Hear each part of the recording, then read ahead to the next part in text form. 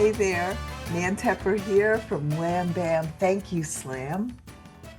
Um, so I got dressed like I was dressed at the show yesterday, um, because I don't have a really good opening. And so this is going to be the opening because, again, the recording wasn't on because when I come in to set up the room, I turn it off. I don't want to be wasteful. I don't know what I'm wasting exactly, but I turn it off and promise myself I'm going to remember to turn it back on and somebody will remind me if I forget. But that didn't happen. So I'm swearing to all of you right now that from now on, the recording will be set to start automatically when I open the room, and I will never turn it off ever until the show is over. So with that, oy, oy, oy, with that, I want to tell you that we're presenting Sister Suffragette today. Uh, Yesterday, a show that I feel really strongly about because right now in the United States, our right to vote is being threatened a lot, and that's just not okay. So, with that, I'm going to stop and I'm going to let our fabulous video editor paste me in and we'll get started. Enjoy the show. All right, fabulous. Here's my stack. Nan just put my stack up. So I'm with Mel. I write Mel's Messy Love Lab, and I have a literal love lab in this tiny town in Volcano, California, where I live in Northern California, where people can come and make art and share stories and make mosaics and whatever and talk, hang out. So I'm going to pull my story up.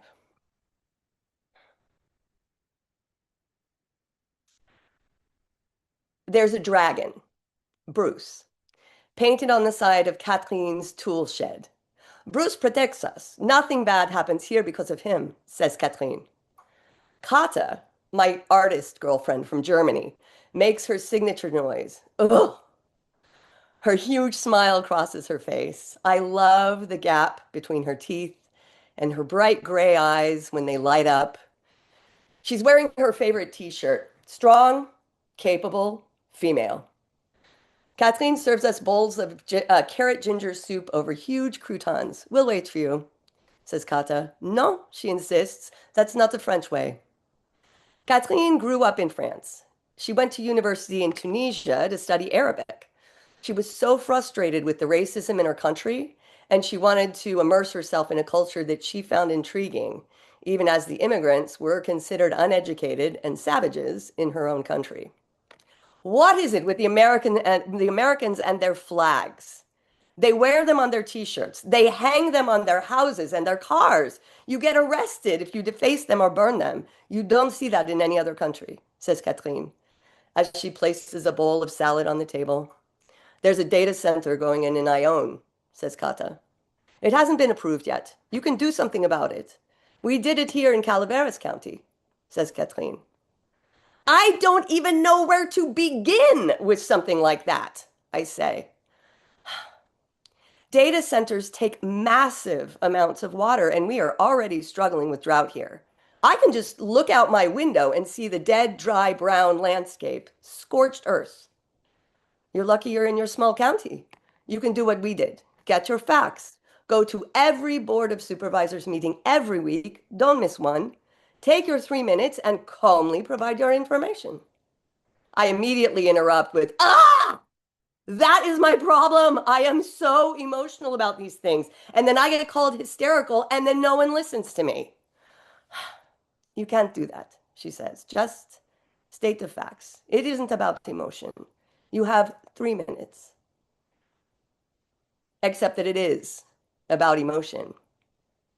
I wouldn't have stood at the front lines arm in arm in my bike helmet, goggles, and jeans as part of the Wall of Moms in Portland if it wasn't about emotion. I wouldn't have testified at the Board of Education in my kiddo's school district advocating for TAG and IEP programs if it wasn't about emotion. And I get what she means. You can't show it. And it makes me so angry. Oh, fuck, another emotion. Yes, we need facts. We need to have information to explain why this is so important, why our emotions are electrified. And maybe we need women like me that can't help but lean into their feels. And women like Kata, who wears her t-shirt loud and proud and asks questions. And women like Kathleen, who knows how to make a clear and calm argument. Well Woo, done. so Woohoo! good. Woo! Absolutely. Excellent. That's right. All of you are needed. Yay. Yes. Right Woo, on. fabulous. Sunset Village. You Wonderful. are a It does. storyteller. Holy cow. Seriously, I can't tell you how Yep. lovely the conversation was. I Love you, can't. I wrote Mel. it. Love it. Love it. Yep. Thanks. Well, I am so excited for our mystery storyteller who is coming up next. The mystery is going to be revealed. I gotta remove my spotlight. Here we go.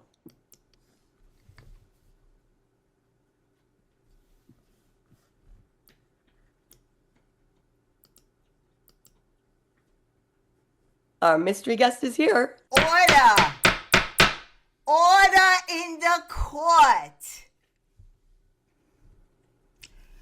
I'm here today to make an amends for screwing up the court because I was too stubborn and too proud and too full of myself to leave when it might have helped. I shoulda when I coulda and I didn't, and oi, I've got such spilkis over it. Even a bromo seltzer does nothing to help my discomfort. So I went to my sponsor, Sandra D.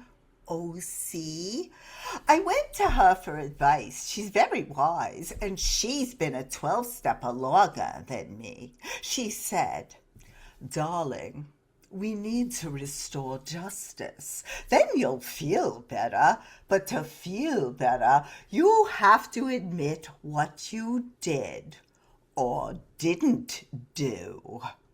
I left before it got bad for me because I couldn't have me not remembering the law, the Constitution. That was my job. I couldn't do it well anymore. I know your intentions were well-meaning. You felt protective. But I don't think you are consulting your higher power. I think you are only consulting your big, fat ego. That never works. You have to own it, Ruthie. You must make an amends as soon as possible. Oi! Talk about tough love. But she's right, I do.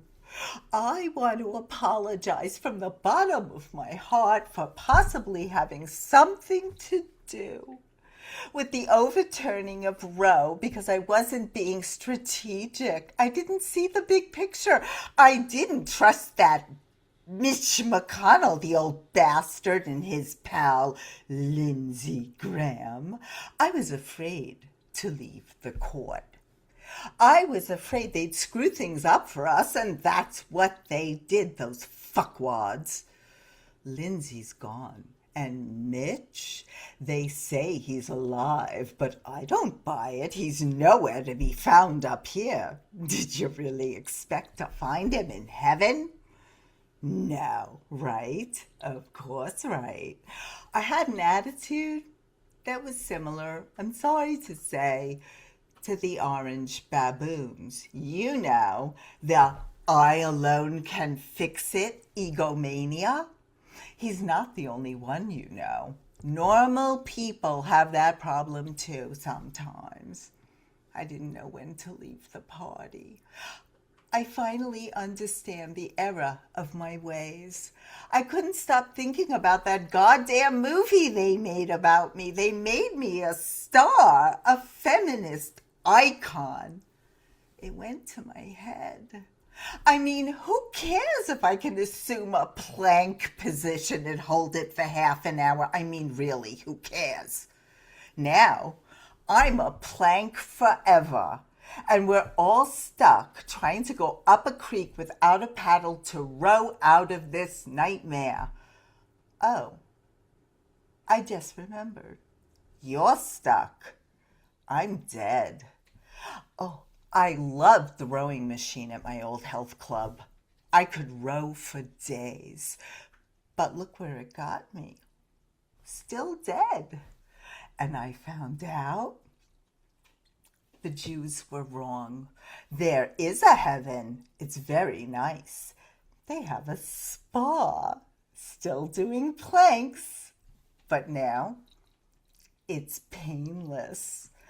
I was in limbo for a while, and then God had mercy on me and handed down her decision 9-3. There's 12 on this court, better than 9. No term limits here either. They serve for eternity. I'll never get on the bench. And the judges? Disciples. They said I could stay. They decided the good I did outweighed my disastrous faux pas.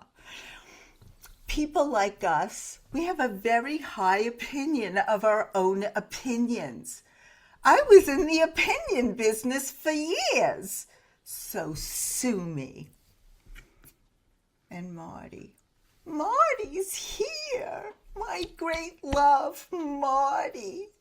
My guy still does all the cooking. Such a mensch.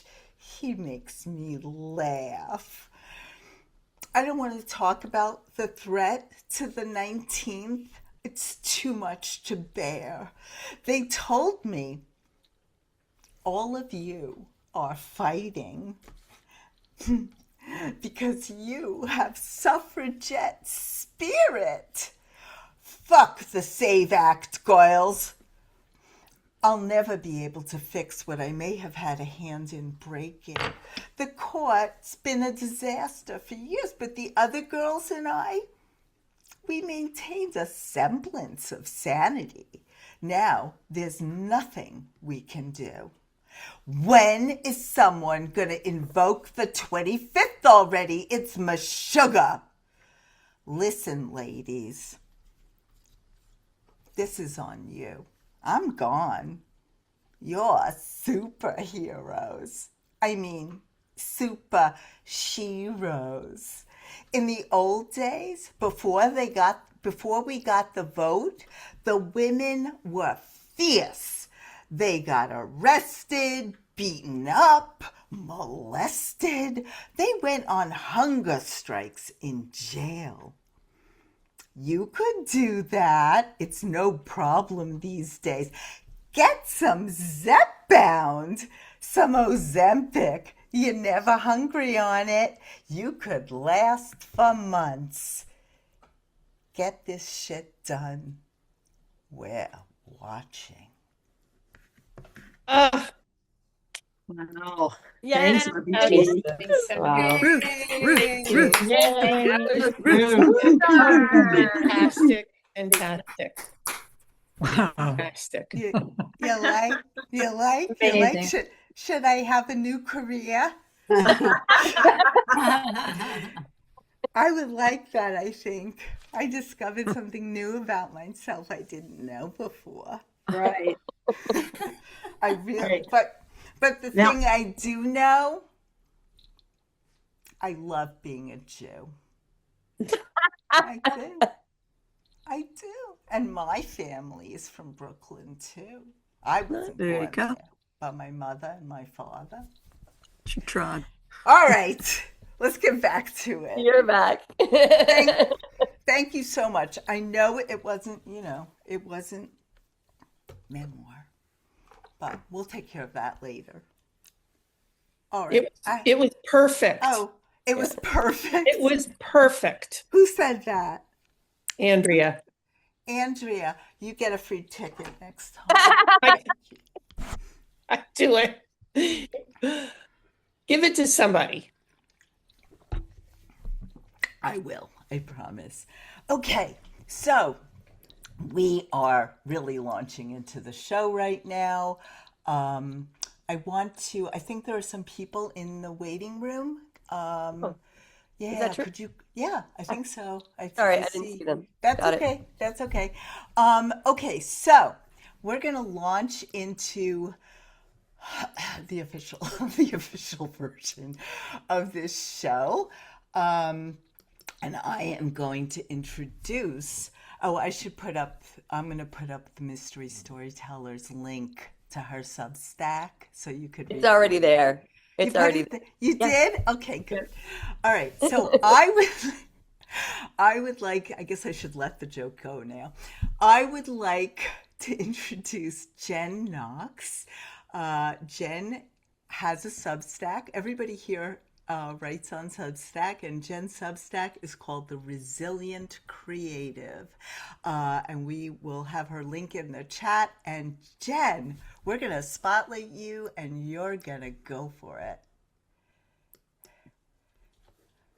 Thank you. In 2000, I knew my life was about to get good. Y2K, the concern that all computers would shut down when the year turned over, had turned out to be nothing. I was finally of voting age, barely making rent, but thrilled to be alive. 2 years earlier, I'd been a high school dropout. Now I was a woman with her general education diploma, and I had not one job, but two. More, I was a citizen who would soon vote in her first presidential election. I wasn't thinking about my civic duty the day I was attacked. I'd been walking from job A to job B when a man mumbling to the sidewalk pulled his elbow back and struck me hard. Two of my front teeth were displaced. It was lunchtime and I wouldn't make it to my job selling watches. I looked up and saw faces in windows. I looked over and saw the man staggering away as though he didn't even know what had happened. I screamed. He looked confused. My first thought that it was that guy needs help. My second thought was, shit, I need help. I don't have dental insurance. My third was, why are people watching and not helping? Now I was a citizen with thousands of dollars of dental bills, a plea in for victims of crime, and to make matters worse, both the policeman who first interviewed me and the dentist who fixed my teeth had asked me the same thing after the attack. So, this guy was a boyfriend? When I said no, they pushed further about our relationship. They didn't ask about justice. They wanted to know what I had done to be hit. For months, I tried to make sense out of this the way I do. I wrote. And all these years later, I'm still writing. I'm writing about the things that anger and confuse me, and there are a lot right now. But lately, I've been writing also about the women who inspire me. My first historical novel is based on Victoria C. Woodhull. She was the first woman to run for the US presidency, to advocate for women to have the right to vote in front of Congress, who believed that women should be able to marry, divorce, love who they want to love, invest. Of course, people have always disagreed on what constitutes true rights and who deserves them. But as Vicky pointed out, most of humanity is being stomped on by very few privileged, whiny, wealthy men and women who want what is good for them and them alone. The despots, she called them. When I think about the hopeful girl I was a quarter of a century ago, I think about the man who hit me, likely a product of deinstitutionalization. Then I think about something a meditation teacher once told me. Every minute you dedicate to your practice is cumulative. So much like the compound interest being racked up by billionaires who profit from the oppression of others, every citizen in the United States can invest in expanding their personal power. Looking back at the first election I voted in, I believed the inconvenient truths. It was Bush v. Gore, there were hanging chads, recounting votes in Florida. The election did not go the way I wanted. I was a citizen who knew I had the right to walk from one job to the other and not be attacked. The mentally ill man who hit me had a right to healthcare and shelter. It has been over 150 years since Victoria Woodhull dared to speak in front of Congress, to become the first woman to run for the US presidency in 1872. And as I researched her story, the similarities of power dynamics between now and the Gilded Age were sickening. But Vicky's story taught me that the more we speak out today, the more impossible it will be to be ignored. Maybe not enough has changed. But if we all refuse to be faces in windows and instead remember our personal and collective power, like that compound interest, like that meditation practice, it will accumulate. Thank you. Thank you, Jen. That was Fantastic. beautiful. That was beautiful. Good So one. beautiful. Right Thank on. you. Thank Thank you. Right you. on, right on. So good. Wow. Excellent. It just gets better and better and better. It's amazing. Okay, next up. Oh, hey, Jess, is it okay if I say where you're from? People will Yeah, probably sure. pick it. So Yeah. Jess writes, The Equitable Home. Jess is a fierce feminist and a new friend, and she is here today from New Zealand. No. This is a global event. Jess, we're going to spotlight you, sweetie, and then you can get ready. Thanks, Nan. Okay. Confusingly, I do speak with a German accent. I'm originally from Germany, and also I've had a cold, so if my voice gives out, I'm going to apologize in advance. You're good. Anyway, You're good. it's a Saturday afternoon, and I'm in a small neighborhood gallery. I'm at one of those exhibitions where the area's history is laid out in printed stories and old photos. My daughter is with me. She loves everything to do with history. We look at old pictures showing houses and roads we walk down every week, here at the bottom of the world in New Zealand.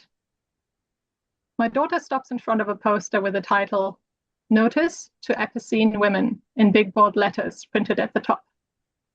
What's epicene, she asks. I look it up on my phone.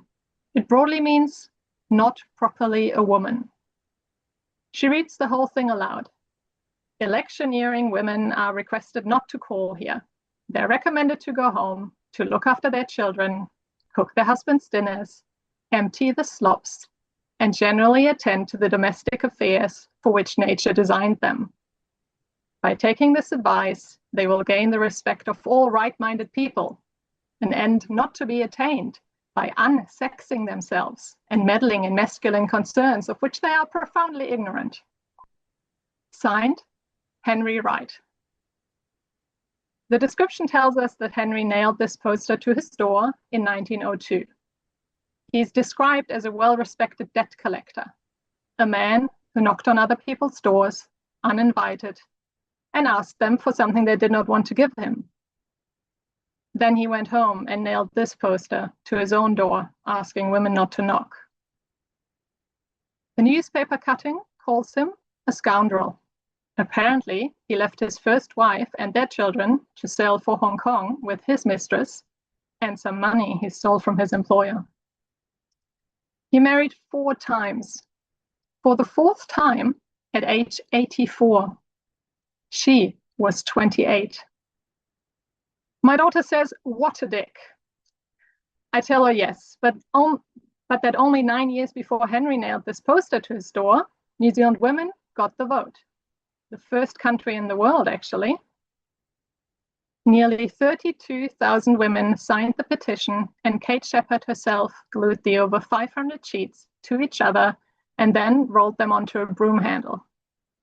When it was unrolled in Parliament, it rolled across the floor until it hit the far wall with a thud. Every man in that room had to sit there and watch it keep going. We got the vote. Henry lost. But while I tell my daughter all of this, I can't shake a little voice in my head. But didn't Henry get exactly what he asked for? Remember what he actually said. He said, go home, cook the dinners, empty the slops. He was defending the arrangement whereby somebody else does the slops forever for free, as was, according to him, intended by nature. And you know what? Last time I checked, women today were still doing 3/4 of the world's unpaid care work. A century later, the slops have not gone away. And every so often I go online and I find a young man with a ring light explaining to an audience of millions that women are happiest when they're doing housework, that they are biologically designed for nurturing, for which nature designed them. His name might be Henry. To my daughter, I say, it all worked out in the end. We did get the vote, we can open bank accounts, and we can take out mortgages in our own name. She reads the poster one more time and she laughs and she says, it's ridiculous that people used to think like that. Yes, it is, I say. What I don't tell her is that the poster is history, but the slops are not. Wow. Wow. That was Exactly. so This is so Exactly. beautiful, Jess. Love it. Love it. Love it. Okay. Yeah. Thank you so Right on. much. And you have a So whole day appreciate ahead the- of the you. story. That was beautiful. Thank you That's really so much. Well done. Wow. Okay. So that was amazing. If any of you read on Substack, Jess is definitely a great read. She's really passionate about her topic, and it's really a pleasure to get to, it's like I get to know all these writers. It's so great. Okay, so our next guest, and I'm hoping, I don't know if she is here and listening, was under the weather today and asked that we play her pre-recorded version. Her name is Carrie Kaufman. I said it wrong the last time she performed because she's from Nevada and I'm from New York, and we say Kaufman. So she corrected me, and I'm committed to never getting it wrong again, but I will. So I'm going to share the video. Hey, Mel, can I ask you a quick question? I do the musician sound for this. Is that Yep. correct? Okay, Yep. thank you. Let me Thank fix you. it. You Thank you, got it. thank you. Because I switched it back. Okay. And I'm going to remove your pin. So Oh, am I pinned? you were, but now you're Oh, not. okay, good. Okay, thanks. Okay. Go. Oh, wait, we were going to do it this way. Ah, and Carrie is here. Hey, Carrie. Oh, Glad you good. called. Do you want to do it, Carrie, or no? Okay, no. No? No, the answer is no. Okay, great.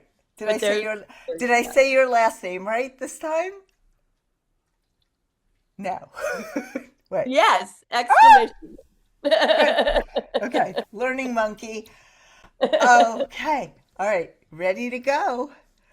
When I was little, my mother used to tell me that you don't discuss religion or politics in polite company, or any company, really.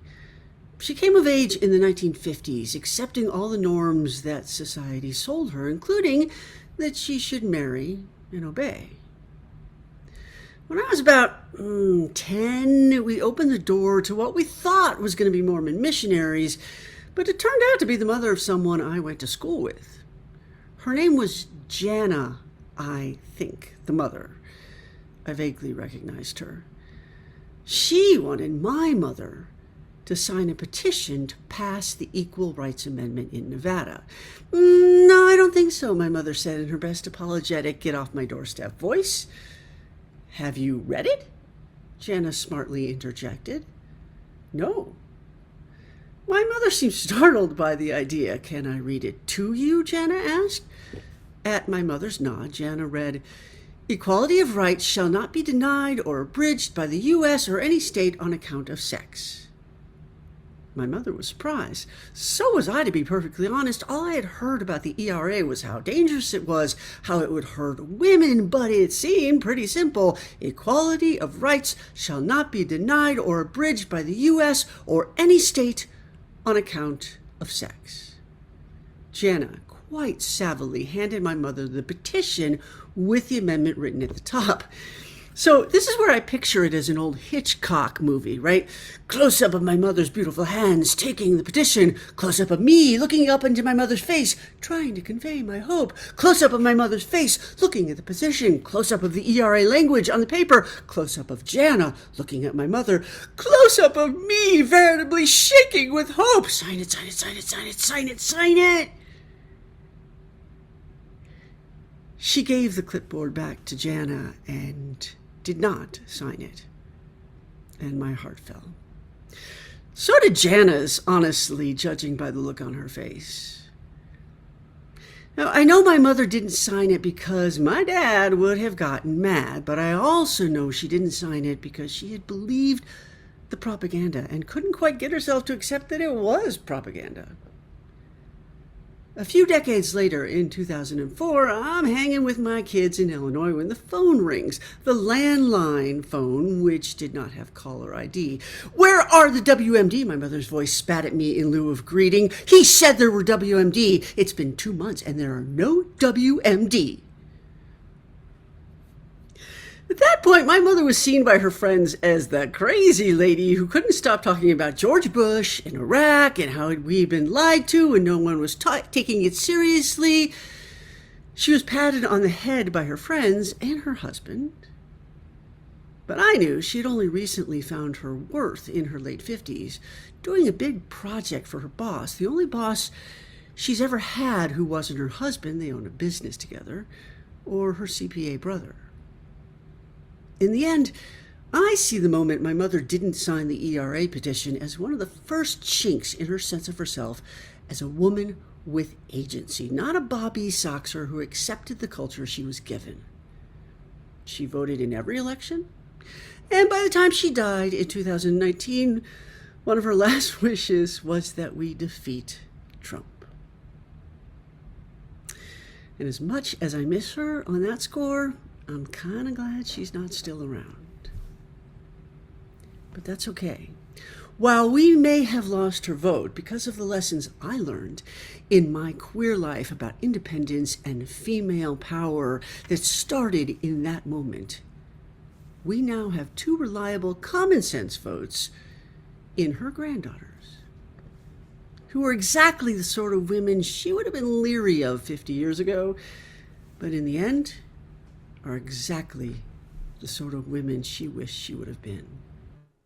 Oh, Oh, so powerful. Fabulous. You're a great Wow. storyteller. What a Hilarious. moment. That is Amazing. so great. Wow. what a great Great delivery. storytelling. Hope you feel better soon, Carrie. Yes. Carrie. Such good delivery. So talented. You're Thank so- you you're very so- much. Was your mother proud of you? At the end, my mother was very proud of me. I'm glad. Yes. She should have been. Yes. And you know, there's nothing like personal transformation. Yeah, that's It's true. a beautiful thing. Feel better. Feel Thank you better. so much. And are you gonna hang or are you gonna go? I'm gonna hang. Cool. Great. Okay. Thanks. Okay. Who's next? I don't know if I remember. It's me, Who's me? Anna. It's Anna Cave. I was just playing. Anna Cave came to me as a blessing in disguise. I'm sorry, I'm like so into the Jewish like overdo it thing. One of our beautiful storytellers, Jasmine Becerra Green, was originally signed up to do the slam and she couldn't do it.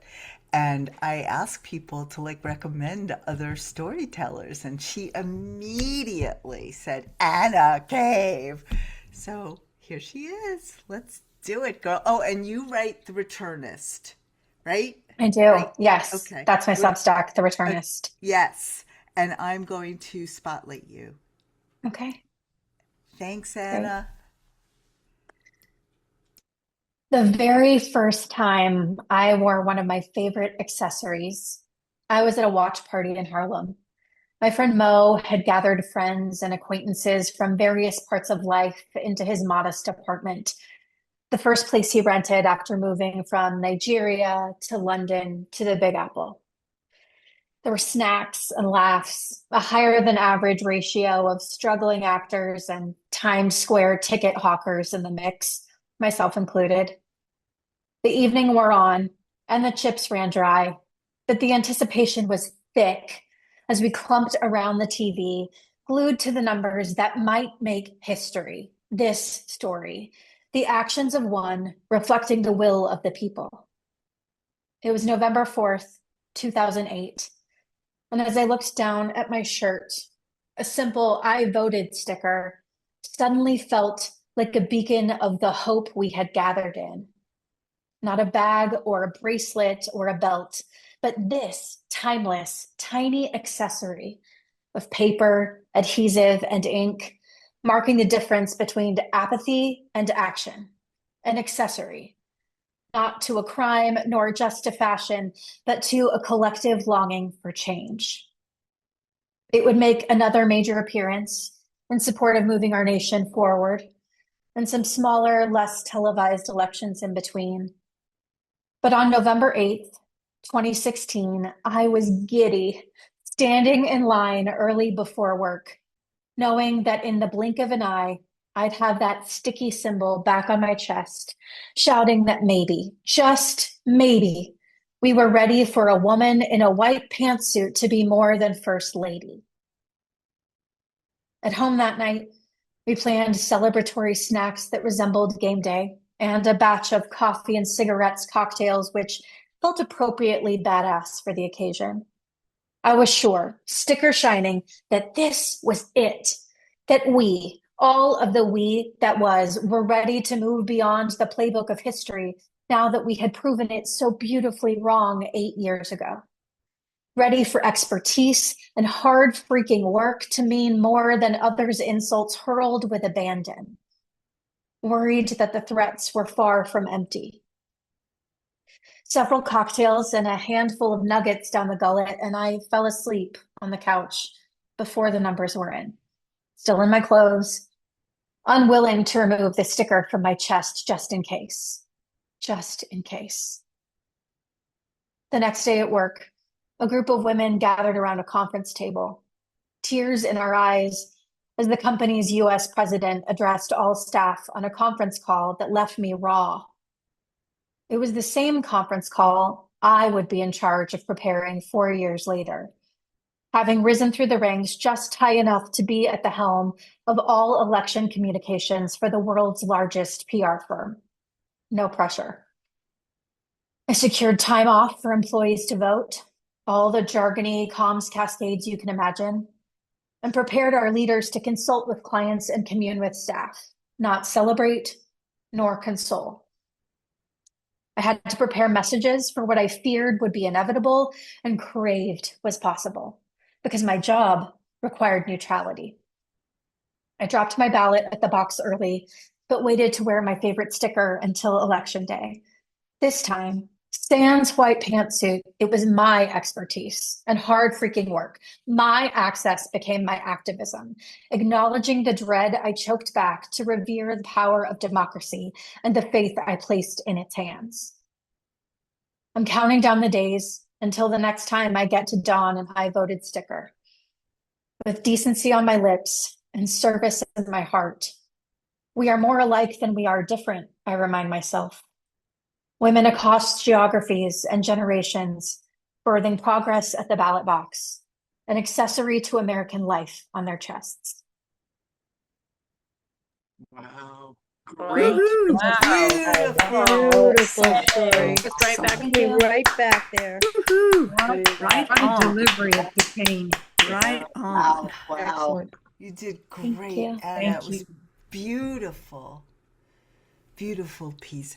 And I just want to remind the storytellers that the comments in the chat are really wonderful to review. It's where you see how much the people are enjoying. Okay, now, are we at the midway point? We Now. are. Oh. Well, I was going to do this thing, but I don't think I'm going to do it. But I will put the video in the chat if I can.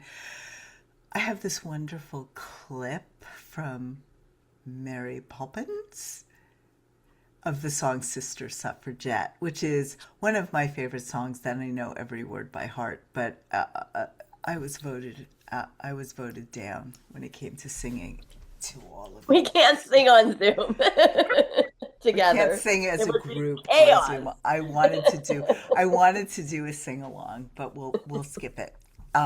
The video is in the post for the show, so if you want to see it, you can go play it and sing along. It's really easy to belt.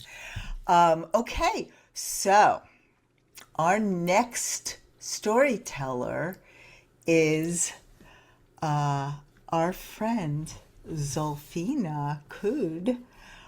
She writes The Feminist Lens. She is kind of like a wonderful marvel to me. She is. Thank you. You're welcome. Let me spotlight you first. Okay, now she's spotlighted for me. And what I wanted to say, I think are you the only Gen Z person in our room today? I think so. I think so too. Yeah. But I really, really want Gen Z women here and Gen Z folks here. Same. And I think Zolfina is going to help me accomplish that. Yes. So that's really exciting to me because I want all the generations here. I really do. I think it's so important for older women to learn from younger women and younger women to learn from older, Absolutely. Okay, sweetheart. So I'm going to turn it over to you, Zolfina Kud, The Feminist Lens. Thank you. Dear future daughter, I hope I never get to meet you. I know, but I don't want to see you born in this bleak world where your human rights are being actively stripped away from you. But if you arrive anyway, if you slip into existence despite my wishes, I want you to know what kind of world you would be born in. I never voted. I never stood in the booth and felt that pencil mark because I didn't know of such a thing. I learned about voting from American movies.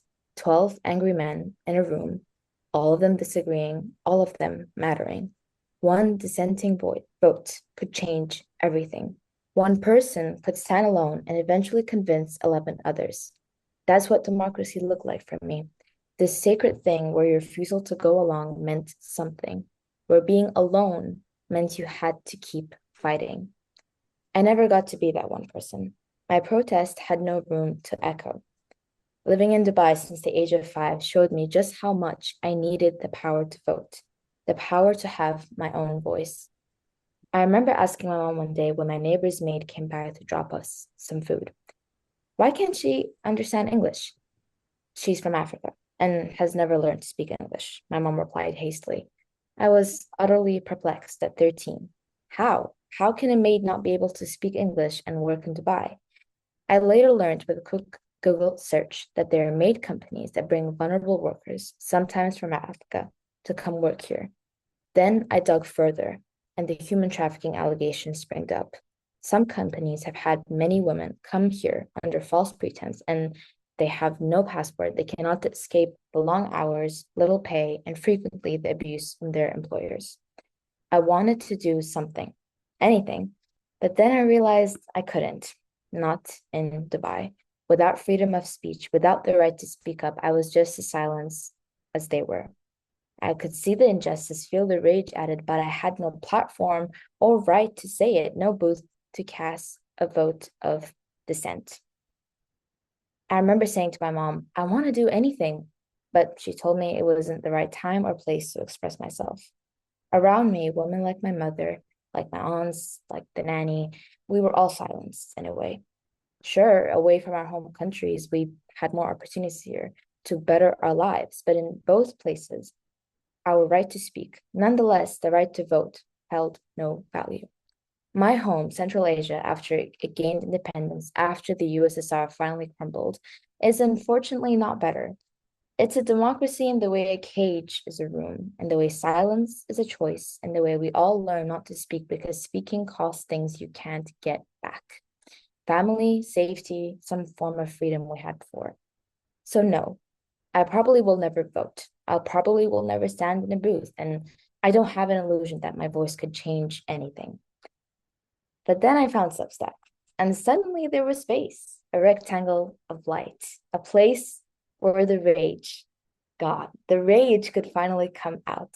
Decades of it, lifetimes of it, from all of us who are raised to be quiet, to be grateful, to smile, and say nothing. I wrote. I still write like I'm possessed, like every feminist before me who had her tongue cut out was speaking through my words. Like every sister right now in a room where it's illegal to want for freedom or ask for it, I was speaking for her too. No voting booth, sure, but words that sting and flinch and refuse to apologize. But I want to tell you something, future daughter, that I hope never exists. If you are born somehow, in spite of everything, don't wait for permission to exist. Don't wait for the ballot box or for the government to decide that you're a human being or the borders to move or the system to change. Speak in whatever way they can silence. Write it, scream it, whisper it to each other woman in the dark. Rage it into the void. Make them hear you even they refuse to listen. The patriarchy lives in your mind too, and that's the only place you might actually have a weapon.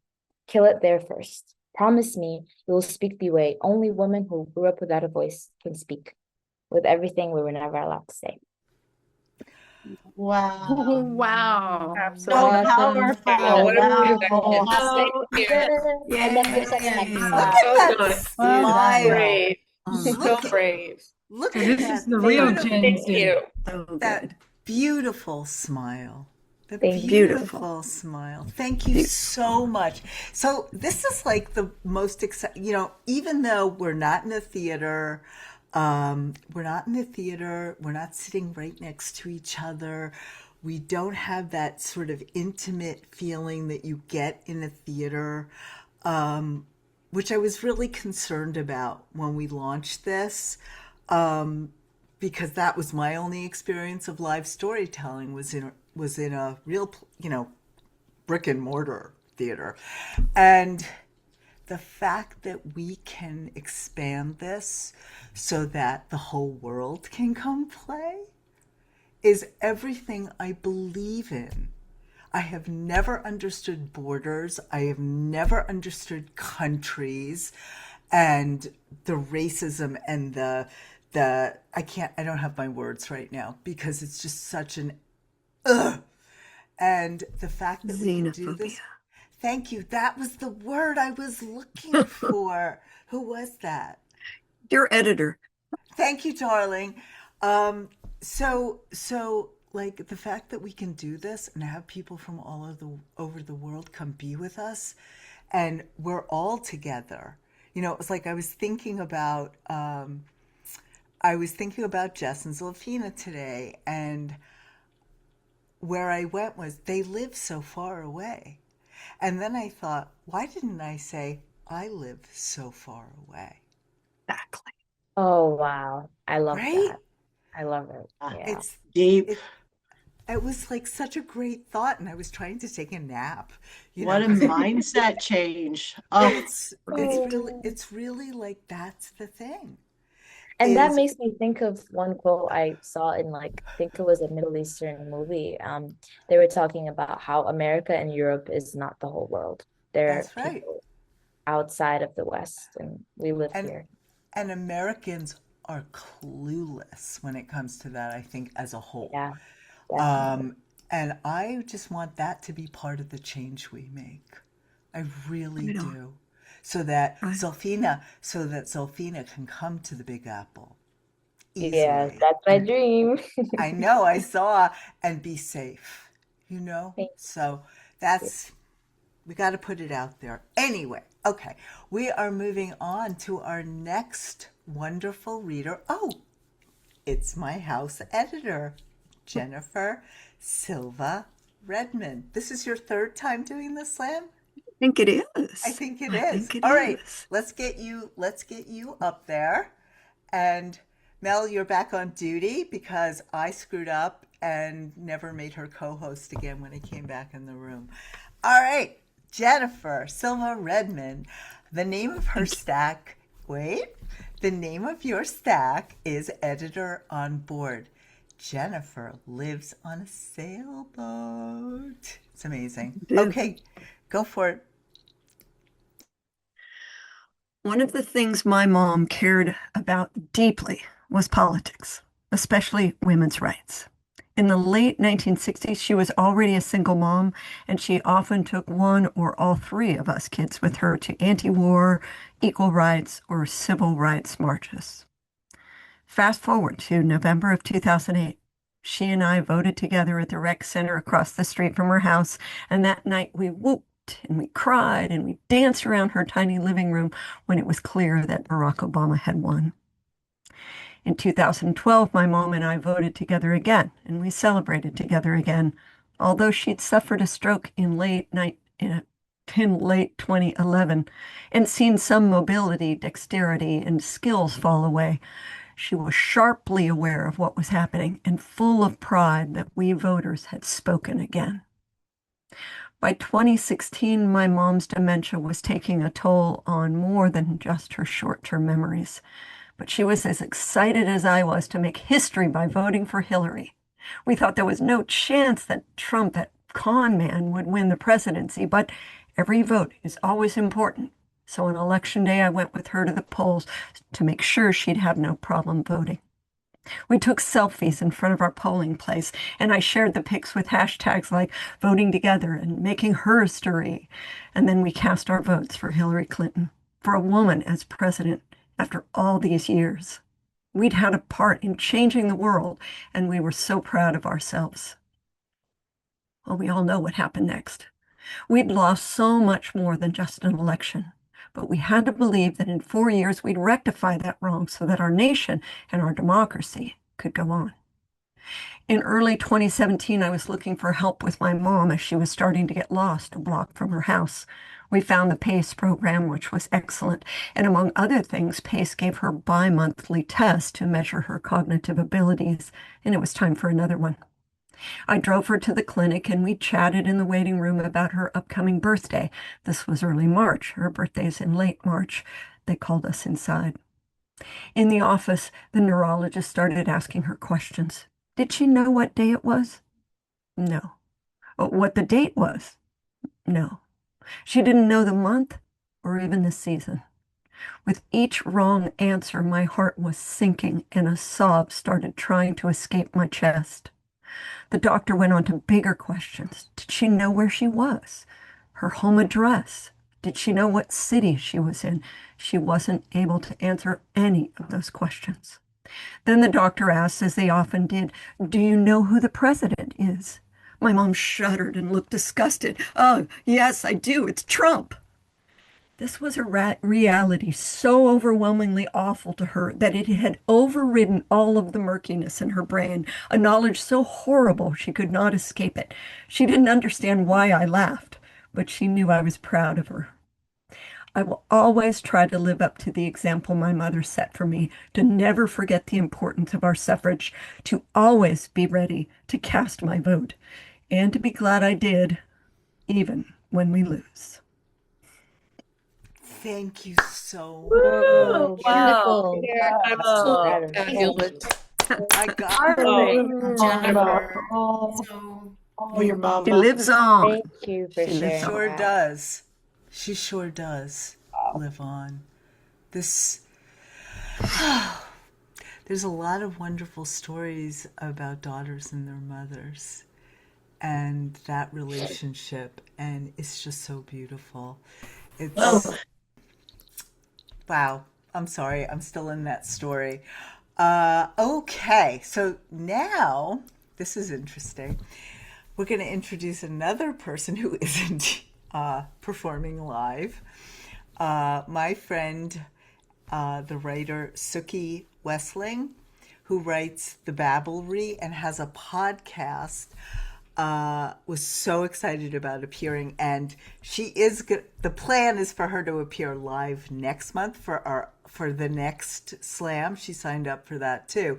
But what happened in a nutshell is husband and wife sharing calendars. Husband forgot to put the big event in the calendar that they planned months ago with friends and spent money on tickets, and she was mortified that she had to cancel. But I said, we'll play the video, which is why we do these pre-recorded videos, because life happens, and I want to accommodate people as much as possible. So if you'll please hold for a moment, I will bring her video up. Thanks.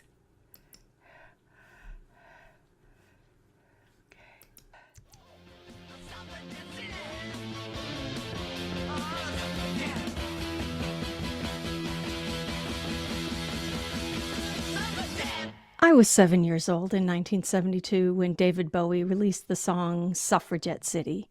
Suffrage sounded just like being a weird girl in a small Midwestern town, suffering. People in my town didn't really talk to girls about things, at least not important things. The only people who talked about important things were the people on the Free to Be You and Me record that my mom bought. That record was released in 1972 also. In 1972, Richard Nixon made a campaign stop at our local airport.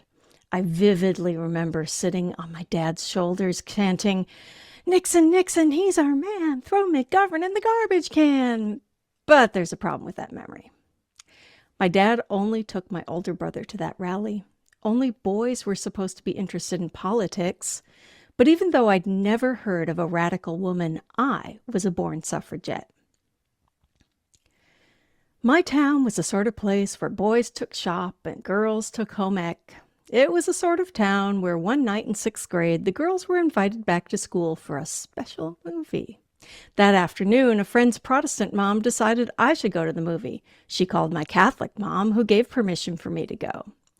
My mom was probably relieved that she wouldn't have to have the talk, or maybe she was just assuming that my big sister would give me the talk, or maybe Catholics didn't do the talk at all. I didn't know. Childhood was awfully confusing in a place where people didn't talk to girls about anything important.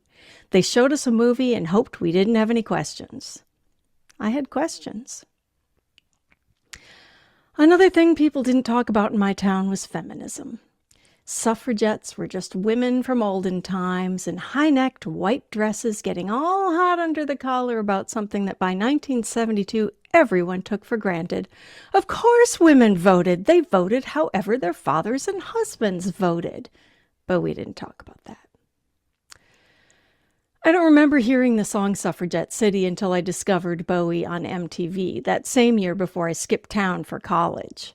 MTV rocked our world. Before video killed the radio star, the boys wore mullets and the girls flipped their bangs. After, we had bleached tails, teased pompadours, and funny clothing. In 1972, so much was going on in the world, but in my town, the women were housewives and voted like their husbands, or at least their husbands assumed they did. All my mom's friends were artists and musicians and intellectuals, but they were also housewives, all except one. One of my mom's friends scandalized the community by leaving her husband and kids for California. One time our family had been at their house and their kids showed us kids the parents' bedroom. They had a waterbed high on a pedestal. You had to climb steps to get in bed. I remember wondering, why would you want to sleep up there? In my town, no one talked to girls about anything important. We had to figure it out through overheard conversations, through movie night at the school, through what our friends whispered to us at sleepovers. In college, people talked about everything. They talked about suffragettes and voting rights. They talked about lesbians and racism. They talked about divesting from South Africa and going to the Pride Parade in San Francisco. In comparison, I felt like a suffragette in her stiff, high-necked dress. In 1984, I voted for the first time. Like a good suffragette, I didn't vote like my father.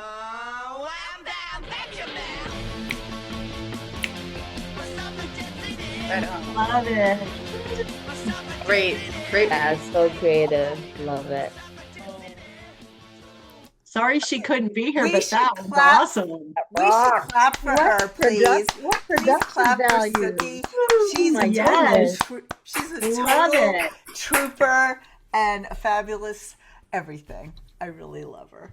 And a theme song. Woohoo! I know, right? Wasn't that great? Wasn't that great? Bowie's gonna make Yes. another appearance later, I think. Yeah. So here we go. There was something that I wanted to say, and I don't think I remember what it was. So let's move on. Okay, now.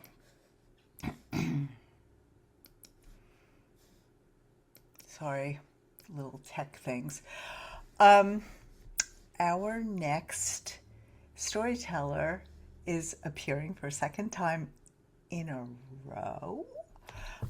Somebody new in my world, a wonderful writer, another amazing feminist writer, Maria Cassano. She writes the Good Girl Recovery Guide, and she is going to be publishing a new book in February of 2027. And I am only recalling a fragment of the title because I'm 65 years old and my brain is overloaded. So I know that Numb, Party of One. Did I get it? Nailed it. Oh, thank God. All right. So, phew, I am going to now introduce lovely Maria Cassano. Thank you so much. Thank you. Okay. Last fall, I went to my first No Kings protest, and it was a little unorthodox, no pun intended. This protest was held outside of a church in a Republican town, and it was organized by a pastor. For context, I'm a liberal ex-Christian feminist who recently bought a house in Suffolk County, Long Island. For those of you who don't know, while New York sways Democratic, Long Island is extremely Republican. My town is 88.6% white. When I go for walks around my neighborhood, Suffolk is Trump country signs stick out from the lawns. Ever since the pedophilic Cheeto announced his second term, I have felt hollowly, achingly alone out here. As my fiance and I drove up the winding road, farms on either side, I prepared myself for disappointment. An empty parking lot, a ghost town of good intentions. What if we're the only ones who show up? My fiance pointed to a map on his car's display screen. The traffic is orange up here. It's a sunny Saturday in October, I thought. That is pumpkin farm traffic. It was not, in fact, pumpkin farm traffic. The lot was so full, we had to park blocks away. Finally, on the church's front lawn, I stood in the back of the crowd, surrounded by cheers and honks and signs, and I started to cry. Granted, I recently healed from a dissociative disorder. Crying in public is a pretty big deal for me. Good thing I'd worn my sunglasses. On the side of the road stood the youngest and the most diverse. But from back here, I also saw countless people I never would have expected to see at an anti-Trump rally. Veterans sat on walkers, holding up signs with spindly arms. A guy in a flannel honked his truck horn from the parking lot. Elderly ladies sat on metal folding chairs, wrapped in their winter coats, their white hair done up for Sunday service. None of these people would have found themselves on the receiving end of an ICE raid, but they showed up for those who would. They fought for their rights the first time around, and here they were, fighting again. A woman with a megaphone led the protest. She had short hair and a rainbow peace sign sticker on her water bottle. She wore a long dress, black buckle shoes, a cross around her neck, and a name tag that read, Pastor Kathy. All afternoon, she sang protest songs into her megaphone, led chants about standing up to injustice, read sermons about how America is a land of immigrants and diversity, and Jesus would not have approved of this administration's actions. I could not believe the words coming out of the pastor's mouth. I was raised Catholic. I went to religion class every week until I made my confirmation, but I never felt like I belonged. I couldn't understand how the Bible preached God's unwavering love, but the priests condemned anyone who looked or loved differently than they did. I'd also been molested as a child, so by the church's strict purity standards, I'd been destined for hell since I was 7 years old. When I developed a gluten allergy and could no longer consume the body of Christ, I took that as a sign. I went away to college and developed my own ideas about God, the universe, and what it means to be a good person. By the time Republicans started praising Jesus by banning books, deporting families, protecting sexual predators, cutting food stamps, and calling themselves pro-life while they passed legislation that actively killed women, I wanted absolutely nothing to do with Christianity. But this Methodist church did not fit the mold. Their tagline read, "Open hearts, open minds, open doors." They provided free signs for protesters, which said things like, "Embrace kindness, love our neighbors, and welcome immigrants." I chose a sign that said, "Celebrate diversity." A mother walked up to me with her son, who had blue eyes and blonde hair. "Excuse me, would you mind explaining to my son why you chose that sign?" I motioned to the love of my life, who stood next to me. "My fiancé is Guatemalan," I said. "His mother is here legally, but she can't become a citizen because—" I would have explained that she didn't have a birth certificate because the Guatemalan hospital in which she was born burned down, but the boy saw a balloon and walked away. "I'm sorry," the woman said. I'm trying so hard to teach my boys about diversity and all the reasons why people choose to protest, but they're a little young, so their attention spans are short." My eyes welled up again. This time, my sunglasses sat on top of my head. I wanted to say so many things to that mom. I wanted to tell her how isolated I'd felt out here in Suffolk, how many articles I had written in the past year about equality, feminism, and how our society can raise caring, empathetic men, how it felt like I'd been screaming into a fucking void. How, as I sat behind my computer screen, reporting on the most dehumanizing, heinous injustices, the statistics and the headlines and the internet trolls fueled my fear, and my fear spiraled into the belief that I was alone. I wasn't. I never had been. The love just wasn't as loud as the hatred, so I made the mistake of assuming it didn't exist. "Thank you for being a good mother," was all I managed to say. "You give me hope." Pastor Kathy also gave me hope that day. I asked her, "If you could say one thing to all Americans right now, what would that be?" She told me, "We need so much change from where we are now. Change will come when we stand together, speak truth together, act in love for the good of all, and declare that we will suffer no kings and no dictatorship here, only liberty and justice for all." After that day, I no longer feel like I'm screaming into a void. If that many people showed up to a protest, imagine how many people could show up to the polls. This is not about left versus right. This is about right versus wrong, and I have found far more kindness, acceptance, and humanity in this town than I ever would have guessed. Wow, awesome. So good. So good. So good. So what I want to say, in addition to Maria and her stack and the book, is that a month ago I launched a new aspect, a new part of Wham Bam Thank You Slam. It's called Wham Bam Book Slam. And what we're doing is offering the writers on Substack who have new books or even an older book who has missed the opportunity to launch it virtually or to launch it to their readers on Substack who might not get to a local bookstore to see them read from their book or, talk about it. So I came up with an idea to do them here, but they're events with their book launches with a twist, the storytelling twist. So instead of necessarily reading from their book, they will either come up with a theme and invite two friends who are also writers on Substack to tell a story, and then they'll talk about the book. So Maria is going to be doing a book launch with us in February, the day after her book lands and publishes, and hopefully, right? And I'm so excited to be hosting this and doing it with her.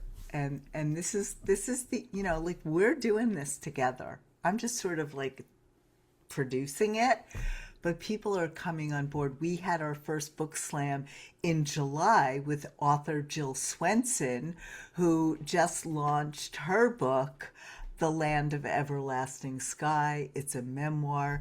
It is powerful and it basically has to do with the indigenous people who lived here and had land, and then the white people who came in and settled on that land. And she explores the lives of a particular family in Minnesota who she got close to. It's in an area where she grew up. And it's a beautiful, powerful book that is being nominated for prizes and winning prizes. And if you're interested in finding that book, we have it in our Wham Bam bookshop and on our Amazon storefront. So we could put the information about that in the chat too, if I can get a minute to do that. Our last official storyteller today is the writer Michelle Peters. She has a stack called Light into Dark Places, and she's going to wrap the show, but Nan may come back and tell her own story later. We'll figure that out. Okay, so there you go, Michelle. How you doing? You good? I'm good. Okay, I'm going to mute and you're going to go for it. The most surprising feminist I've ever known smelled like rose-scented talcum powder, saved gallon jars of plastic bread clips, and slipped me extra pizza on my school lunch tray. Her name was Bly Adams, and she was my great-grandmother. If you'd ever met her, I doubt radical would have been the first word that came to mind, or even the 50th. She was the soft-spoken wife of a retired wheat farmer, a school lunch lady, and the kind of grandmother who always had a candy dish on the counter and cans of pop in the fridge for thirsty kids. She'd survived the Depression and she saved everything. Margarine containers, twist ties, giant balls formed from newspaper rubber bands that probably dated back decades. She taught me to hand sew clothes for my dolls from her fabric scraps, and she'd let my younger brother and me gather everything we needed to become pirates sailing the high seas in her huge backyard, or a rock band on stage. Bluebonnet tubs, Crisco buckets, wooden spoons. We were certain we were one rock song away from being famous. When I scraped my knees or fell from a branch in her yard, she'd set her cards and coffee aside, pull me onto her lap, and wrap me in the comfort of her ample bosom and soft arms. I'd trace the constellation of age spots across her hand until the world felt safe again. She was a classic. The kind of woman you'd assume had never raised her voice in her life. But let me tell you about the lawnmower incident. One summer afternoon, my great-grandfather, who everyone called Windy, rolled 2 lawnmowers out of this garage, a small push mower for trimming around the trees, and a riding mower for the rest of the yard. He called my younger brother over. Naturally, I stepped forward. I was the older sibling. I stopped to tie my brother's shoe and then skipped over to my great-grandfather, ready to start. He looked at me and spoke. No, Michelle, girls don't mow lawns. It'll ruin your baby-making parts. I was 9 years old and I didn't understand. My cheeks grew hot and my hands moved to my belly, frozen in place. I opened my mouth and quickly shut it tight. I didn't want to cry like a big old baby. Just as the tears started to flow, my quiet and small great-grandmother stepped out from her tomato garden with her lips pinched and approached her husband. Sorry, I'm having a problem with my page. She spoke slowly and clearly. Now, Windy. Just 2 words. No raised voice, no dramatic speech, just now, Windy. He looked at her, and then he pushed the small mower my way. That day, I thought she simply rescued me from an unfair rule. It wasn't until decades after she died that I realized she'd been doing something much bigger for me. While combing through boxes of some of her saved things, the ones she'd certain someone would need someday, I found this women's suffrage pin. Of course she saved it. She'd been saving important things her whole life, including me. I spent my childhood believing she was just a sweet little old lady. She turned out to be quietly formidable as well. I never learned the story of her suffrage pin, but it didn't change who she was. It changed how I saw her. Suffragettes like her didn't only change laws, they changed what generations of women believed was possible, including the idea that women deserve the same chances as men. Sometimes feminism isn't loud. Sometimes it looks like a quiet little woman stepping out from her garden, saying 2 words. Now, Wendy. Thank you. Wow. Beautiful. Yeah. Oh, That's good. I love your great grandmother. Yes, suffragette men. What? Fantastic. That's amazing. Thank you. Make sure you look at the comments that you got in the chat, all of you. We'll download it and send it to you so that you can scroll through. Beautiful. That story, when I saw the pre-recording, the recording of it, I was breathless. It reminded me of all these silent heroines, heroes, sheroes who came before us and fought for what was right? Okay.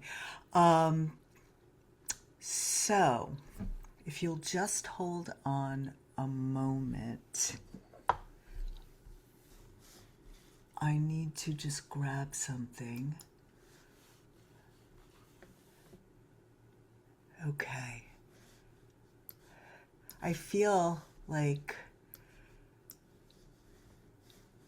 Ruthie wants to come back and say something to all of you. This is what she wants to say. So, the crew is on the horns of a dilemma. Nan went to great trouble to arrange to have me here today.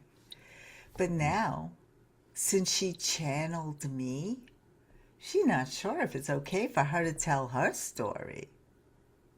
What do you think, folks? Do we have time for one more? Yeah? Okay. Thank you.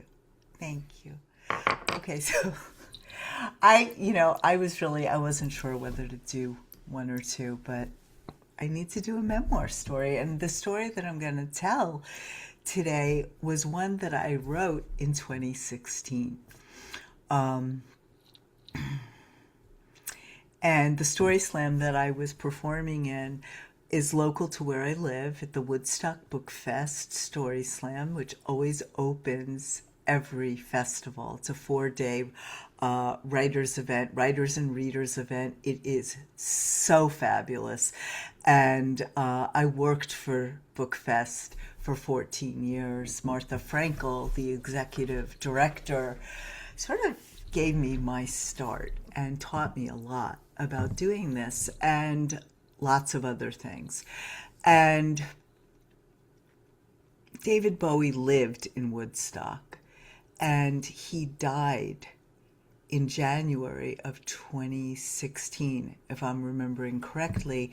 And she always would come up with a sentence that had to be in every story. She did it a little differently. I do a theme, she picked a line.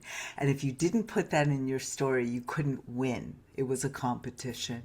That story that I wrote was, I think it was my breakthrough story. I had been doing it for a few years before that, but this was the story that sort of changed storytelling and took away a lot of my terror about performing in front of a group. So, and the other thing that you need to know is at that point in my life, I was committed to a very different hairstyle. I used to shave my head completely bald, and I did it on and off for years. Hey, Maria, I just wanted to say, would you put a link, the pre-order link, to the book if you have it handy in the chat? I can do it at the end. I meant to do it. Thank you. Pre-order Maria's book, because pre-orders really, really help new authors, especially on the big beast. I think you know what I'm talking about. Okay, so I just need to pull it up and then we'll do it. Oh, wrong one. Sorry. Okay.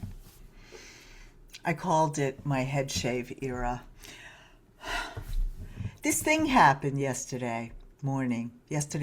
I was working my shift at Stewart's and that lady came in. You know her, the one who shows up right before we close to get her half-gallon of mint chocolate chip. Yeah, her, the bald one with the pink eyeglasses. She comes to the register and smiles. Then she looks at my name tag and says, "Hey, Kate, did you vote today?" I think to myself, that's a personal question. I don't want to tell this lady my business, but there was something about the way she asked. She seemed interested. So I told her, I'm not political. I just turned 18, so I never voted. It doesn't make any difference, right? She frowns and leans in too close and says, "Oh, Kate, voting is one of the few rights we have in this country." Then she looks at me and says, "You're a young woman. Doesn't it scare you that politicians want to take away your right to choose what you do with your own body? They want to take away a woman's right to abortion and birth control. There are men who don't care if a little girl gets pregnant because she was raped. There are people in this government who think a pregnant 10-year-old should give birth to and parent a baby. Doesn't it make you angry that men still earn more money than women?" Well, I looked at her and I think, she doesn't know what she's talking about. That's not true. Guys don't make more than I do. Yeah, Kate, it's true. It's always been that way. Doesn't it freak you out that kids are getting killed in school shootings? Doesn't it make you mad that people all over the country want to ban books? Don't you think it's about time we had a woman president? Doesn't it seem wrong that we still haven't? Aren't you angry about that? There's some crazy shit going on in this country. We have to vote. The more I listen to her, the more sense she makes. I just never thought about it that way. My parents never vote, but they complain about taxes and how expensive food and gas are. Then the bald lady asks me if I'm registered. Yeah, I am.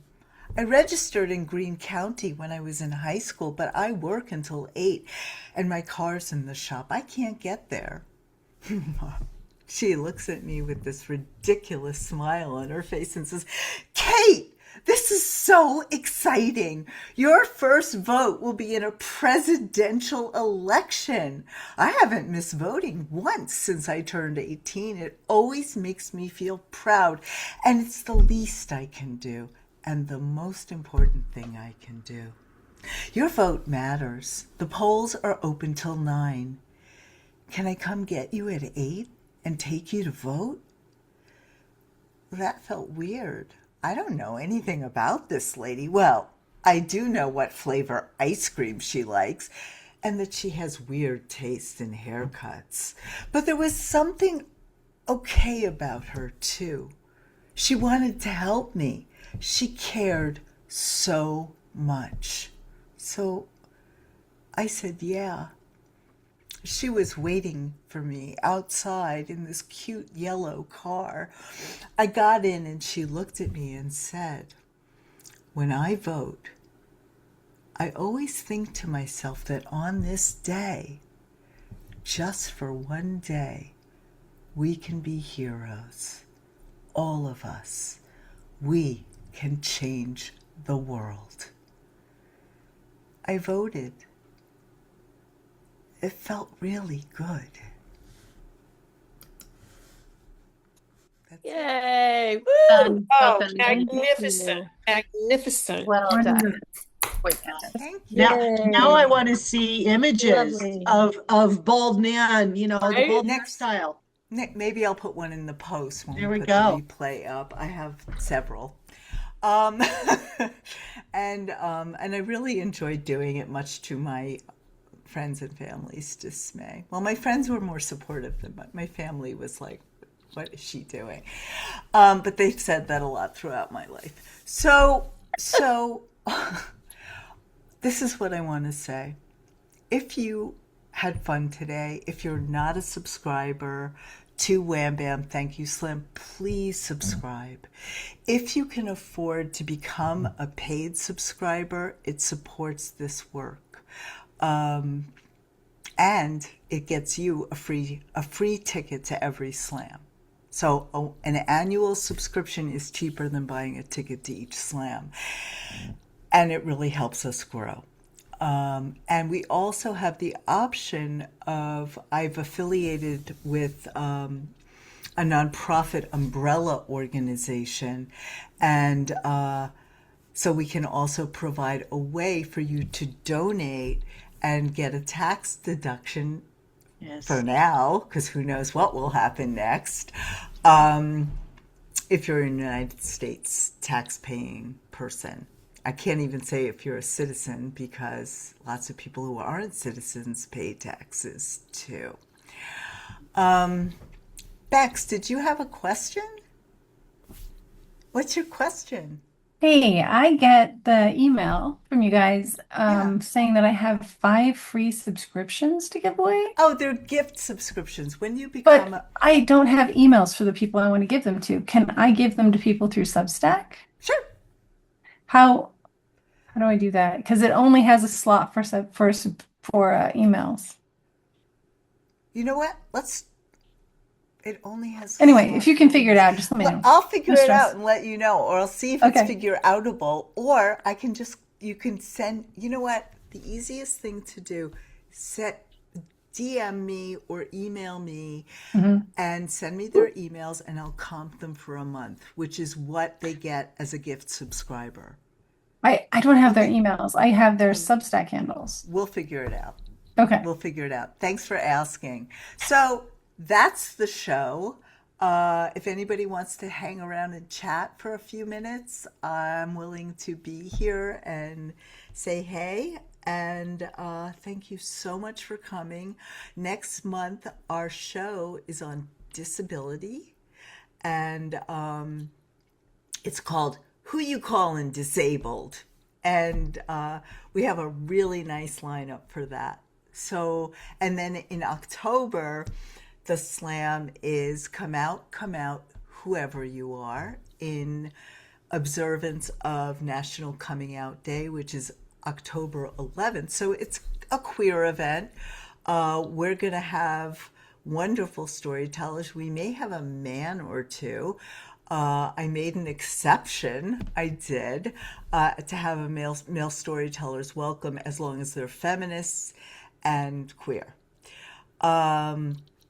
And one of the people who may be telling a story is this guy, whose name is escaping me right now, because but he's the man who sued the Boy Scouts of America in 1990 or 92, I think. And he lost the case. It went to the Supreme Court. And he's on Substack now, and I wish I could recall his name at the moment, but it's not coming to me.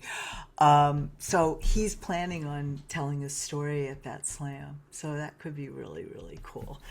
And all the other people who've signed up. And that's it. That's the show. Thank you so much for being here today.